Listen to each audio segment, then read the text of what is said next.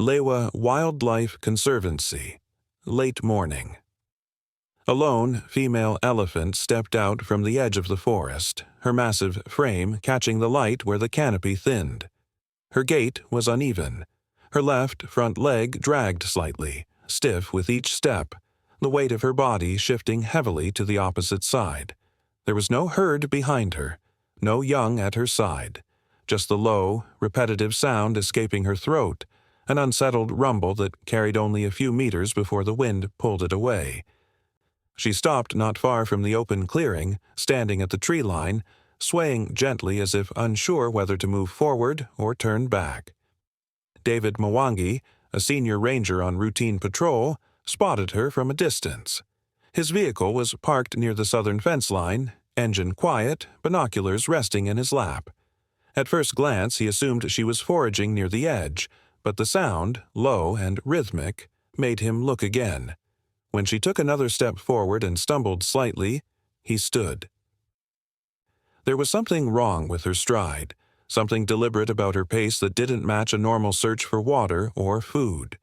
She wasn't wandering. She was seeking. He walked slowly, cutting a wide arc to keep the wind in his favor. As he moved closer, he could see it more clearly. Her left leg was swollen at the joint. The skin above her shoulder was stretched unnaturally, the muscle beneath it tight and trembling. With every few steps, she paused to rest, shifting weight, eyes half closed against the light. She blinked slowly, and the dullness in her gaze suggested more than pain.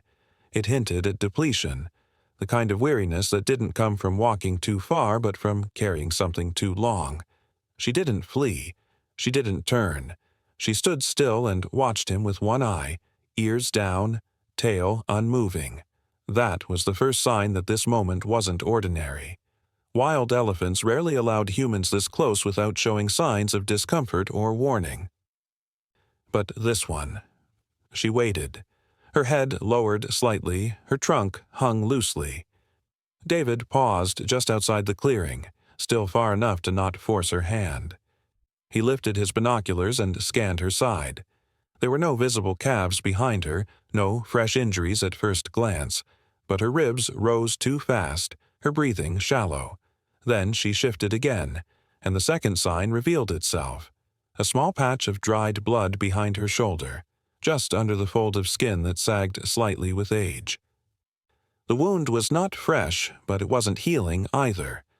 Flies clung to the crusted edges, and beneath the drying scab was the dark shine of tissue that hadn't yet closed. It looked deep. Maybe a spear, maybe a wire snare, maybe even a failed poaching attempt from weeks before. It was impossible to know without closer inspection. But the wound wasn't the only concern. She was vocalizing, softly, purposefully.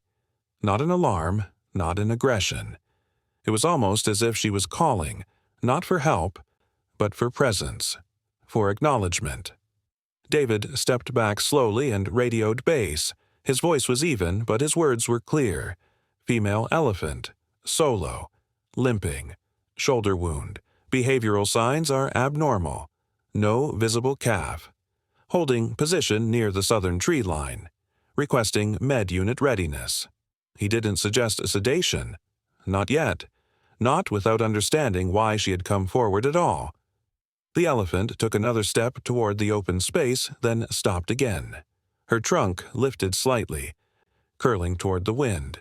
She let out a single low moan, followed by a sigh that dropped into the earth like a stone. Then she stood motionless once more, one foot half raised. David remained where he was, saying nothing, doing nothing more than being there. If she moved too far from cover, she risked further injury. If she lay down before help arrived, she might not rise again. And if this was a plea, for relief or for presence, it was unlike anything he had seen in over a decade in the field. The clearing fell silent as the wind dipped. Dust shifted gently around her feet. She didn't blink. She didn't call again. She just waited in the quiet, her stillness heavier than any sound. David moved cautiously down the edge of the slope, boots crunching softly against dry grass and scattered acacia pods. The elephant had not moved since he'd last radioed in. She stood in the clearing now, halfway between the forest's shade and the sun-baked open ground, her frame rigid in place. Breathing slow and uneven. Her ears drooped along the sides of her face, unmoving. The tail that should have flicked in rhythm against the afternoon flies hung limp. Nothing about her posture suggested alertness or threat. But it didn't suggest calm either. It suggested something else, an invitation or perhaps resignation. He paused about 30 meters away, keeping his steps visible but deliberate, letting her see him. She did not turn. Her eyes followed, but her feet stayed rooted. Her trunk dangled near the ground, then slowly curled toward her chest, coiling once, then dropping again. The sound came then, low, steady, almost a hum at first, then deeper, a soft, pulsing rumble, not sharp, not panicked. It was repeated 3 times. Then silence. David had heard this tone before, but never in this way. In the wild, elephants called to each other often, over distance, for direction, for comfort. But this was close, focused, directed toward something in front of her.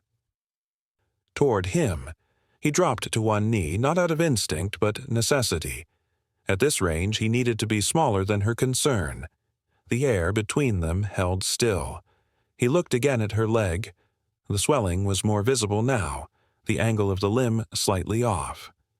Above her elbow, the skin was taut, dark with dried blood in a pattern that stretched diagonally down toward her chest. It wasn't gaping, but it was deep, from the way she shifted her weight backward each time she breathed. He could tell it caused sharp pain with any forward motion. She released another sound, shorter this time, almost a sigh. Then her head dipped just slightly. Still, she didn't leave. She didn't test the ground for retreat. She waited. David slowly unslung the small canvas bag from his shoulder and placed it on the ground beside him. It wasn't a veterinary kit, but it held essentials: gauze, saline, water, a soft cloth, nothing that could replace proper medical treatment, but enough to try. He didn't touch any of it yet. Instead, he stayed still, letting the quiet between them settle into something less tense. From behind her, a small flock of quelea birds lifted off the brush and scattered. The elephant didn't flinch. Her body was too tired for that. If she had wandered further into the bush, David wouldn't have found her. If she'd gone for water, she may have collapsed before help ever reached her. But she hadn't chosen distance. She had walked toward the boundary. Toward the patrol route, toward the place where she might be seen. There was risk in assuming intention. Animals didn't think like humans. They didn't plead. But they did behave with instinct, drawn toward places of memory, of past safety, of survival. Perhaps she had once passed near rangers here. Perhaps she remembered something about the quietness of men who didn't carry rifles, who didn't chase or separate. Or perhaps it was simply exhaustion. Either way, she had come. And now she stood. Not moving, not challenging, just staying. The sun rose slightly above the tree line, casting sharper angles across her shoulders.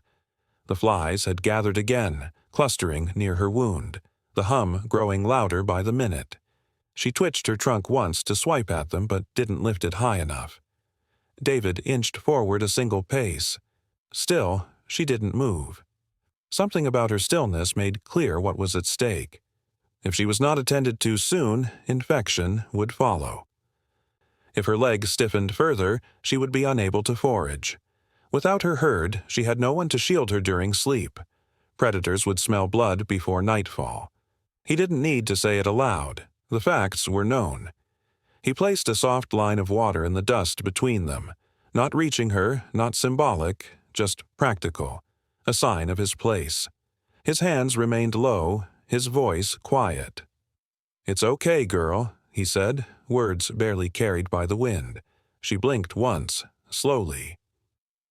and for a long moment after, neither of them moved at all.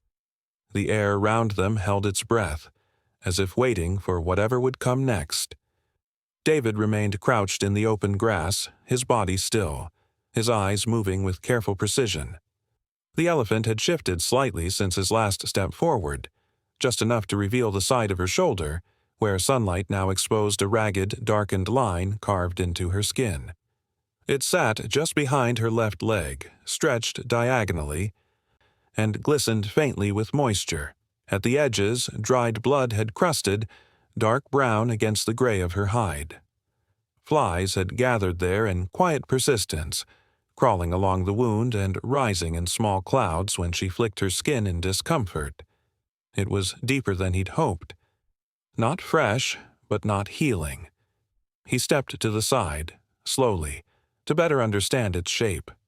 The gash was uneven, bordered by inflammation, the flesh around it swollen and tight. It looked more like a tear than a clean cut, likely a wire snare frayed at the end, or a spear that had twisted upon impact. Whatever caused it had missed her vitals, but not by much. Her breathing, though shallow, remained steady. She hadn't collapsed. Not yet. But infection had already begun its quiet work. David lowered his gaze to her leg. Swelling extended down toward the joint. Not enough to lock movement completely, but enough to explain the dragging gait, the stiffness, the tremble in her steps, and the fatigue that hung on her body like a second skin. Yet she remained where she was.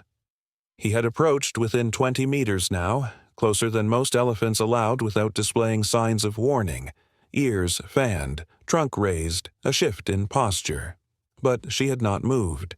She stood with her weight evenly placed, as if anchoring herself against the wind. The light around them had shifted, and the wind brought the scent of dust and dry bark.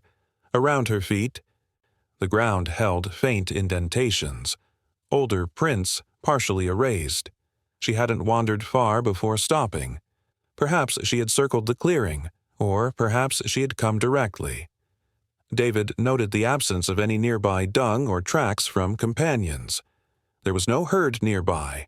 She had either left them or they had moved on without her. Neither outcome favored her chances. If the infection deepened, it would slow her further. She would fall behind any group.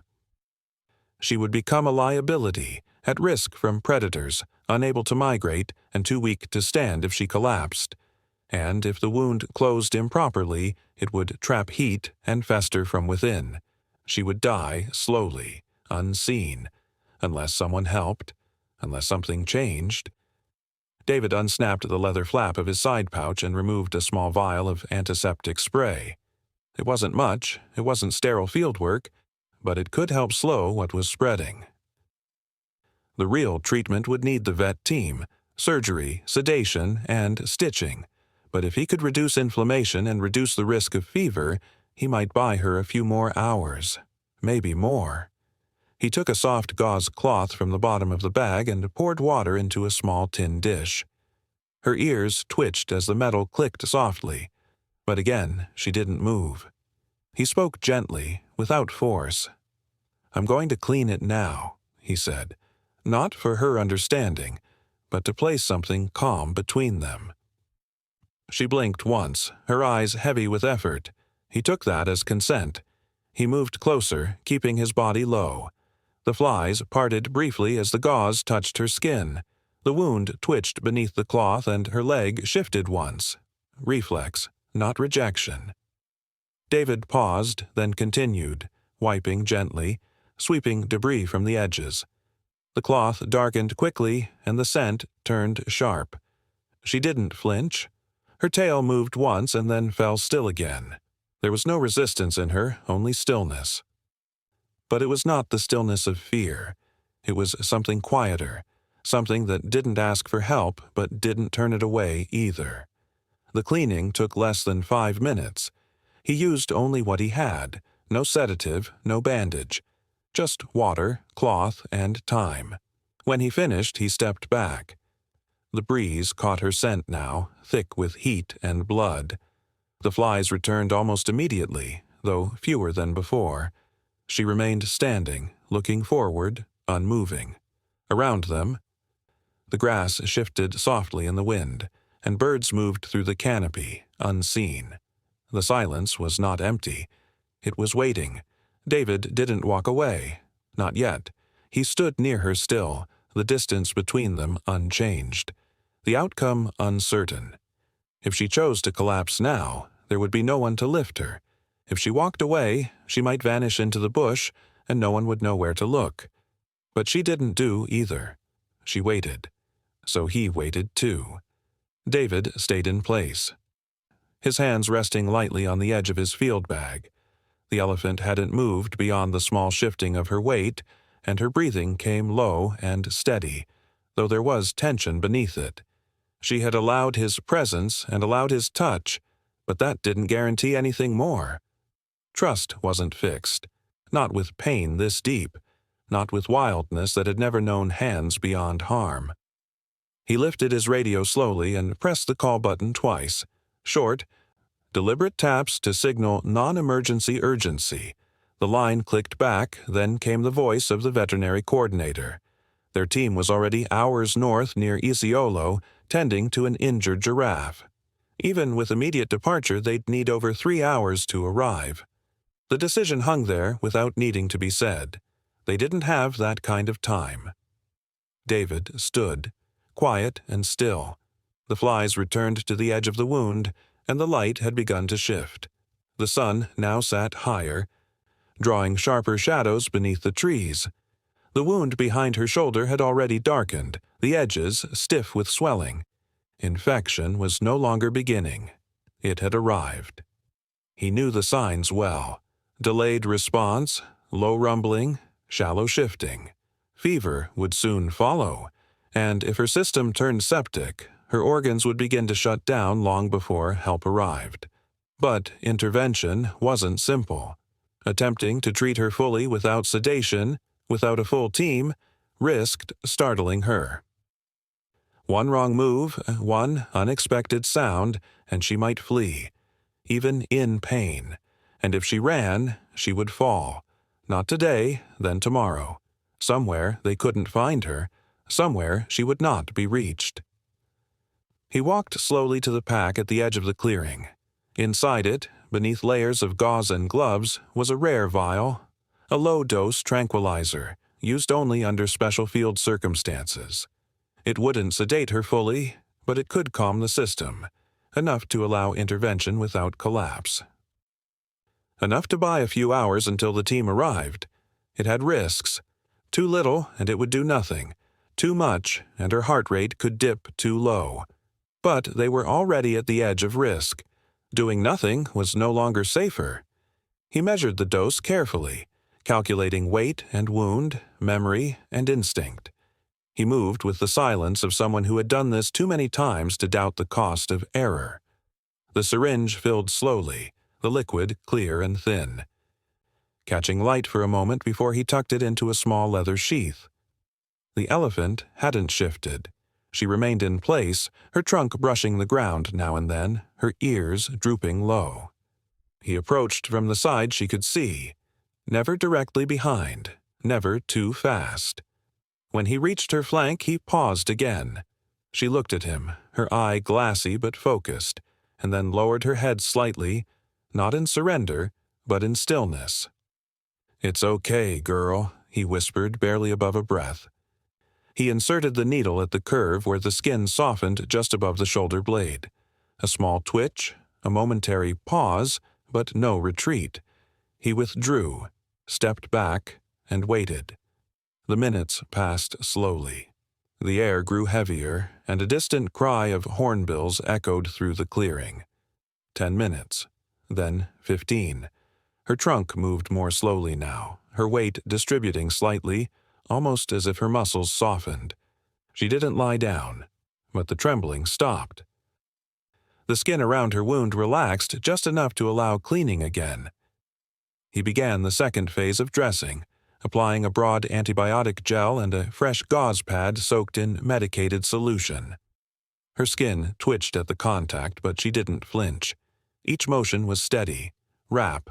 press, check the leg for circulation, monitor respiration, time the heart rate against the pulse near her ear base. It all held, but nothing was guaranteed. The dose could fade, her system could reject it. Or she could still run if startled. Every step forward carried its own weight. By the time he finished, her eyes were half-lidded, not from sedation, but from exhaustion. The bleeding had slowed. The swelling was no worse. The wound was dressed. He radioed again. The vet team was en route, still over an hour out.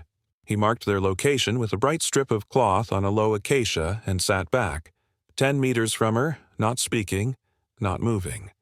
The sky was deeper now. The clouds brushed with the pale beginning of late afternoon. Grass bent in a gentle wind, carrying dust from the nearby trail. She remained standing, quiet but present, the dressing on her side catching the last light in soft reflection. She hadn't bolted, she hadn't collapsed. For now, that was enough. David remained kneeling at the edge of her shadow, the afternoon light slipping lower through the branches above. The temperature had begun to dip, and with it came a shift in the air, less of the restless hum from insects, more of a slowed rhythm across the landscape. The elephant had not changed position. Her feet remained still, sunk slightly into the softened earth. Her breathing had deepened again, not from relief, but from weariness pressing deeper into her frame. The swelling along her side had stiffened with time, but there was still no collapse, no resistance. She stood because she had no other choice. From his pack, David removed a strip of gauze already soaked in antiseptic, the scent sharp and clean in the open air. He worked deliberately, his fingers steady, not because he wasn't afraid, but because the margin of error had narrowed into something unforgiving. There would be no second attempt. No chemical barrier to protect him or slow her should panic return. If she moved, he would stop. If she shifted her weight, he would retreat. But she didn't.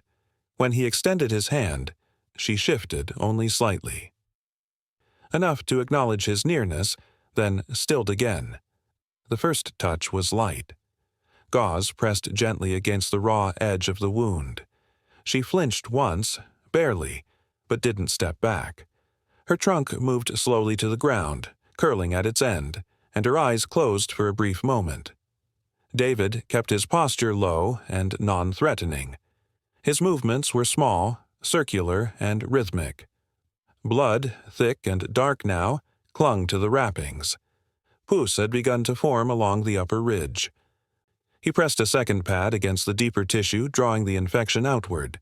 Her skin twitched.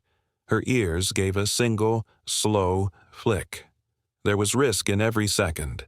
Any sharp pain could trigger the instinct to flee, and a full step could bring him underfoot. Yet the distance between them was not just physical. Something intangible held in place, an allowance, not an invitation. She tolerated him, not out of trust, but perhaps because instinct had begun to yield to necessity. And in that narrow space between pain and stillness, David worked. Each wrap was replaced with another, cleaner and dampened. The scent of antiseptic mingled with the natural musk of her hide, and the flies thinned slightly as the area was cleared. His hands grew damp with sweat and solution, and still he did not speak. There was nothing to say, only the steady rhythm of pressure and retreat, of skin and cotton, of breath drawn slowly between quiet intervals. Occasionally he whispered a phrase, more for the rhythm of the voice than for meaning. "You're almost there." Words that filled the space but changed nothing. After 20 minutes, the worst of the contamination had been cleared. He layered the final gauze over the cleaned wound, taping it with medical adhesive that would hold only as long as it needed to. He did not expect it to last days, just hours, until the veterinary team arrived and could fully assess the damage. She stood still as he worked, her gaze unfocused but not absent. The pain hadn't gone, but it hadn't worsened either. The bleeding had stopped. The swelling no longer advanced. What remained was silence. Not the absence of sound, but the kind that follows effort. The hush that arrives when risk has not yet passed, but has, for now, paused its chase. David sat back slowly, not turning his back, not rising fully. The wind picked up slightly through the brush, stirring the tall grasses near the trail. A small flock of guinea fowl passed noisily through the undergrowth, ignored entirely by the elephant, who only shifted her weight a fraction as the air cooled against her side. The danger was not over. Infection could still return. She could still collapse from exhaustion or fever, but she had not moved. She had allowed him, and in that moment there was a kind of unspoken agreement, not peace, but a holding of breath between two worlds. As the sun dipped below the tree line, its light stretched across her flank in one final arc, softening the outlines of her scarred skin. Dust rose faintly in the last rays, and the tall grasses swayed as if in quiet applause. A single, low breath rose from her throat, barely audible, more vibration than sound. Then nothing but the wind. The light had thinned into the color of worn gold, stretching long across the ground as heat lifted in waves from the soil. Hours had passed without movement. David remained nearby, seated on his haunches just beyond her reach. He did not speak.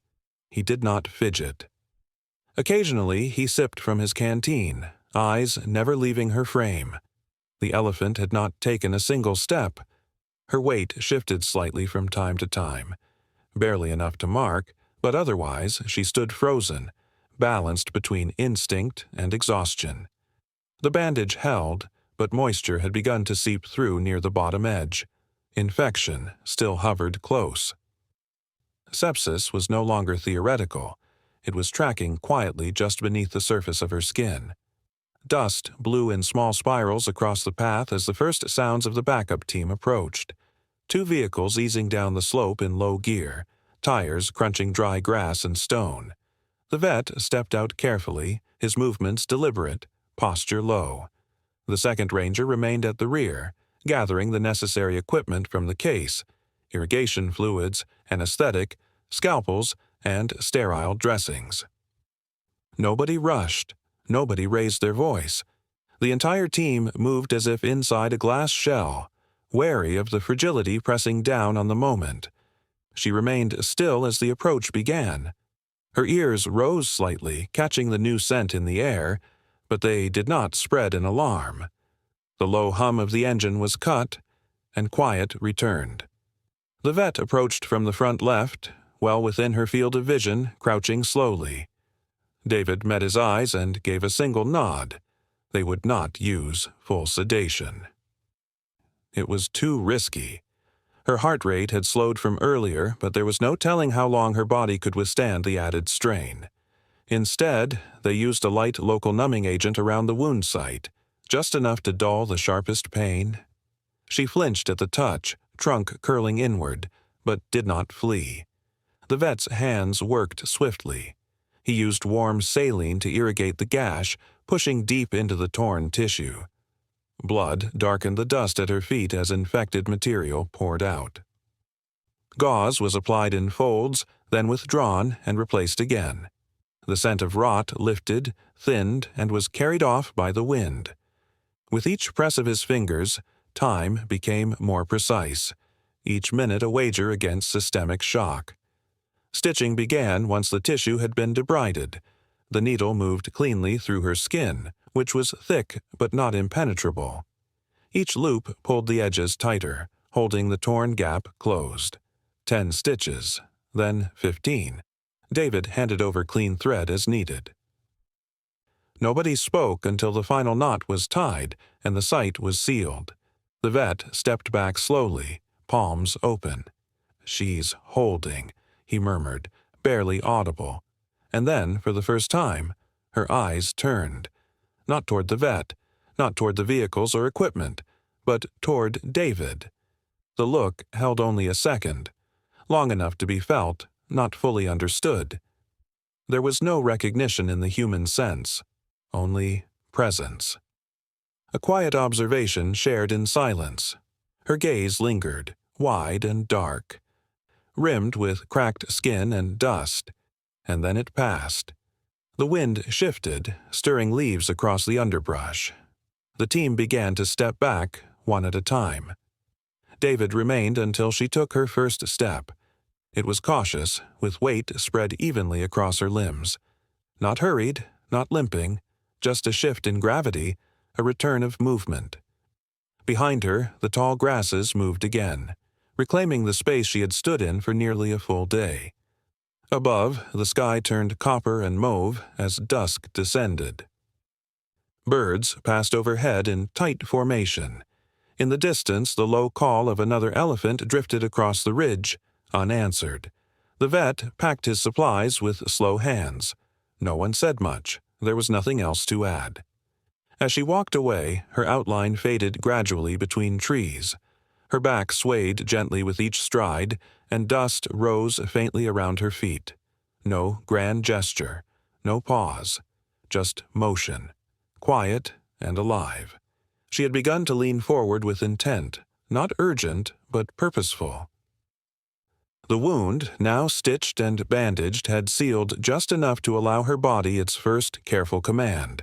Her front foot lifted slightly, rested down, then lifted again. Muscles rippled across her shoulder, restrained but responsive. The fluidity of motion had not returned, but there was motion. Dust clung to the folds behind her knees, and the bandage had darkened at the edges, but she remained upright. David didn't move. He knew what it meant when an elephant stood that way, readying herself, not to flee, but to rejoin something she'd been separated from. Then it came, too soft to be wind, too low to be birdsong. A tremor in the ground, faint, measured, carried across dry leaves and brittle grass. It didn't grow louder, but it thickened the air, as if something massive had displaced the silence. David looked up. Across the brush line, movement parted the shadows. Not fast, not loud, just presence. One by one, through the brittle veil of mopane and acacia, they emerged. 3, then 5, then more. Their ears were forward but not flared. Their trunks hung low, relaxed. Not a single trumpet sounded. No bellow, no stomp. Just mass, steady and quiet. The matriarch stepped closest. Her tusks were chipped unevenly, and her skin bore the pale crosshatch of age. The pattern of countless dust baths and distant wounds long healed. She halted a meter from the wounded female. No call was exchanged, no greeting gesture. Instead, she reached her trunk and held it near the younger elephant's side, not touching, just suspended for a breath. And then, gently, deliberately, she laid it across the bandaged flank. Others followed. One brushed past David with a wide arc, careful not to startle, not to crowd. Each member of the group made contact. A trunk over the back. A shoulder pressed briefly. A silent check-in. No scent exchange, no ritualized circling. They simply surrounded her, not enclosing, but forming a loose shield of calm weight. The female didn't cry out or lean against them. She just stood, eyes soft, her legs trembling slightly from the effort of staying upright. David exhaled through his nose and lowered his hands. Whatever tether had held her to this isolated patch of sand had released. She wasn't alone now. The herd's presence, whatever their history, had recalibrated her. Her weight shifted more evenly. Her ears twitched toward distant bird calls. Her trunk uncurled slightly, lifting toward the scent of familiar hide. Stillness returned, but it was different now.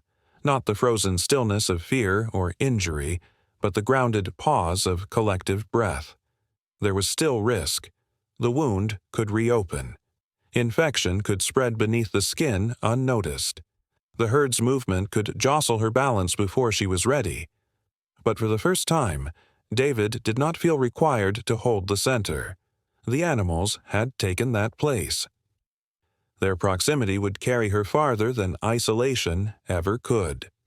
As the sky dimmed, long rays of amber light broke across the riverbank. Dust lifted with the breeze, trailing upward like mist. One calf, A late adolescent stepped beside the matriarch, paused, and touched his trunk to the scarred leg of the injured female. She lowered her head slightly in response. No more than that. Just a small yielding to the contact. David stepped back, each movement slow and measured. The air was still thick with the scent of antiseptic and blood, but the herd didn't flinch. Insects circled again, but no one swatted them away. A thin strand of wind stirred the trees overhead, and somewhere in the tall grass, a single nightjar began its call. The last light bled across the edges of the clearing as the group began to shift. Slowly, one by one, they turned. Not away, but forward, and the female followed. Her pace was uneven, her gait still tentative. But she walked, flanked by steady bodies, guided by presence alone. Dust swallowed their tracks almost instantly, leaving only the faint imprint of a passage. At the edge of the clearing, where shadow overtook the light, she paused just once, her head lifted. Not to scan, not to signal, just to breathe. Behind her, the grass stirred quietly. Then she stepped forward again, and the bush swallowed her whole. The herd had begun their slow departure, their broad backs shifting like quiet boulders through the thickening dusk. The sun, now low behind the ridge, cast long shadows across the grassland, cutting pale gold between dry earth and the fading light. Hoof marks softened under wind-blown dust, and the air hung heavy with the scent of trampled grass and dried blood. At the rear of the procession, she paused. Just outside the last patch of flattened scrub, her weight shifted to one side, then steadied. She stood still, not from fatigue, not from confusion, but in that final moment of decision animals make without drama, without noise, the kind that marks a threshold. Her flank bore the remnants of treatment, a neatly wrapped dressing, already dust-coated, and small trails of dried antiseptic across her skin. The leg still trembled faintly, but her posture no longer sagged. There was no sign of strain in her breath, no labored intake, just presence, stillness. Her head moved slightly, tilting not toward the herd but off-center, toward the space she'd just come from, the place where hours had slipped past in heat, then pain, then relief. David stood where she had left him, half in shade, half in silence. He didn't step forward. He didn't raise a hand. He simply stood, the dust still clinging to his knees, his fingers still faintly stained with iodine and earth. The field kit lay closed by his side now, unused instruments carefully wrapped back in cloth. He could see the profile of her eye in the dim light, soft, dark, reflective. No glint, no flicker, just the kind of gaze that made no demand, no promise, but still lingered. She raised her trunk, not high, not with urgency, but halfway. A slow lift into the cooling air as if catching one last layer of scent. Then, gently, she lowered it again, the tip grazing the edge of a brittle leaf that cracked under its weight. A small exhale drifted from her trunk, not loud, but audible, like the final shift of gravel beneath a departing weight. Behind her, the herd continued forward, unhurried, unbothered. They did not wait. In elephant time, trust is not expressed in waiting. It is expressed in knowing one will follow. David didn't move. The choice was hers, and had always been. Nothing he had done, no gauze, no touch, no whisper, had ever guaranteed this ending. Recovery was not promised. Infection could still find its way into the seam of the stitched leg. Predators would track weakness. But in this moment, she was whole enough to walk. Her foot lifted, slowly, then again, and then again. Each step pressed lightly into the earth, deliberate but not dragging. Her form joined the lines ahead, tucking herself into the space between two others as though she'd never been separated. No trumpet marked her return. No look was exchanged, just movement, continuity. David stayed until the last swish of a tail disappeared behind the slope, until the hush returned. until the only sounds left were the cicadas warming up for the night and the wind shifting dry seed pods against one another in the grass. He gathered nothing more from the ground. There was nothing left to do. Only the memory of her pause. The way she'd turned, not to say goodbye, but to exist fully in that final breath of stillness between crisis and release. The light dimmed further, and the grass along the riverbank began to sway in the wind. Somewhere beyond sight, the herd moved toward higher ground, and with them the quiet weight of a moment that would never return in the same shape again.